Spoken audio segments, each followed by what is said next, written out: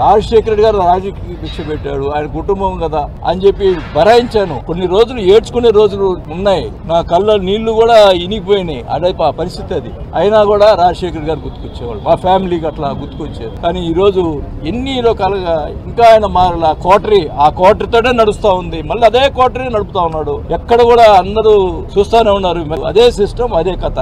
ప్రజలు జరిగేది చెప్పడం కూడా ఆయన రుచించేది కాదు. నా ఆస్తులు బాగొట్టుకున్నాను తప్పితే ఆయన దగ్గర ఏమి నేను ఆశించలా. ఒకటే చెప్తున్నానమ్మా, నా మనస్తత్వం ఒంగోలు ప్రజలు అడగండి. నేను పవర్ కోసం ఎప్పుడు పాకులాడలేదు. పవర్ కోసం పాకులాడితే ఆ రోజు మంత్రి పదవి వదులుకునేవాడిని కాదు. పవన్ కళ్యాణ్ కలవకుండా నేను రాజీనామా చేశాను. డిమాండ్ చేసేవాడిని అయితే రాజీనామా చేయకుండా వచ్చి మాట్లాడేవాడిని కదా.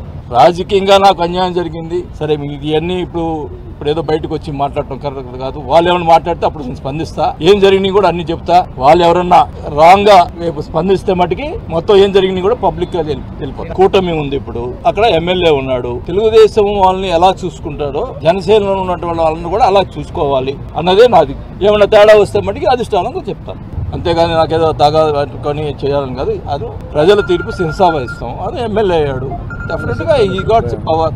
అట్లాగే జనసేనకు సంబంధించినటువంటి వాళ్ళని కూడా జాగ్రత్తగా చూసుకోవాల్సిన అవసరం మాకు ఉంది. పవన్ కళ్యాణ్ గారు 2-3 సార్లు బహిరంగ సభలో వైఎస్ఆర్ పార్టీలో కూడా మంచి వాళ్ళు ఉన్నారు, బాలినేని శ్రీనివాస్ లాంటి వాళ్ళు అని చెప్పి 2 సార్లు ఆయన నా గురించి, నాకు ఆయనతో మాట్లాడకపోయినా కూడా నా గురించి ఆయన మాట్లాడిన తర్వాత ఆయన మీద నాకు ఎంతో నమ్మకం, ప్రేమ కలిగింది. ఎప్పుడు జగన్మోహన్ రెడ్డి గారు పబ్లిక్ మీటింగ్ లో నా గురించి మాట్లాడలేదే, మరి పవన్ కళ్యాణ్ గారు అపోజిషన్ లో ఉండి కూడా మాట్లాడారు అని చెప్పి ఎప్పుడు అనుకుంటుండేది. బాహటంగా ఒకటే చెప్తా ఉన్నాం, పవన్ కళ్యాణ్ గారు ఒకటే చెప్పాను, పవర్ ముఖ్యం కాదు, పదవులు ముఖ్యం కాదు, మాకు గౌరవం ఇవ్వాలా అంతే అని వేరే ఉద్దేశం మాకేం లేదు.